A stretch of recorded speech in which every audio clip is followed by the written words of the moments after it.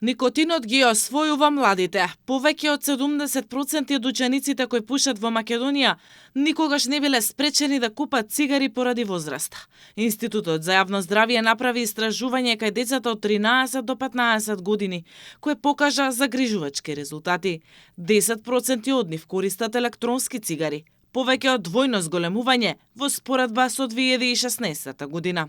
Дури 57% од адолесцентите се изложени на тутунски чад во сопствениот дом, а 55,4% во затворени јавни простории. Истражувањето е спроведено во 75 училишта, анкетирани се речиси 5000 ученици. Министерот Азир Алиу се надева дека со примената на новиот закон за заштита од пушење ќе се нормализира состојбата, ќе се намали бројката на пушачи, а со тоа ќе имаме и поздрава нација. Со здравјето на младите нема компромис, а јавниот интерес ќе биде посилен од секој комерцијален притисок. Во таа насока, заедно со Институтот за јавно здравје, заедно со Светската здравствена организација и сите надлежни институции продолжуваме одлучно да развиваме системски капацитети за контрола на тутунот и заштита на здравјето на сите граѓани, а особено на младите.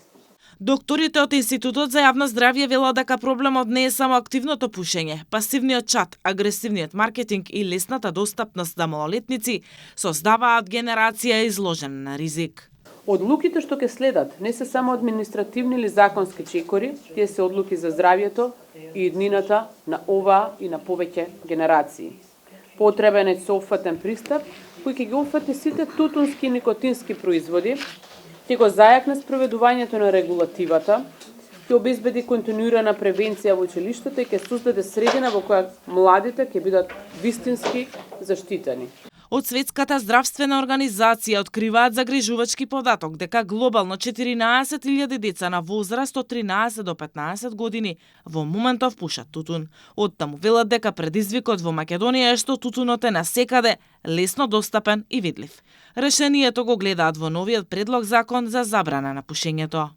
9 од 10 деца кои беа испитаници рекоа дека би предпочитале да бидат во опкружување без тутунски чад. Значи сега е време за делување и знаеме што функционира.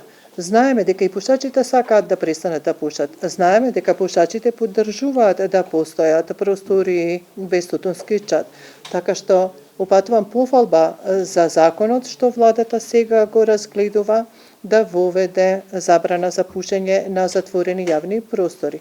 Примената на законот за пушење во Македонија ќе се одвива етапно. Здравствените власти ќе им дадат 1 година време на угостителите за да можат да ги адаптираат терасите согласно новиот предлог закон. Наместо овие објекти да бидат отворени од 3 страни, компромисот е да бидат отворени од најмалку 2 страни, а во затворените простории да не се пушат ниту електронски цигари.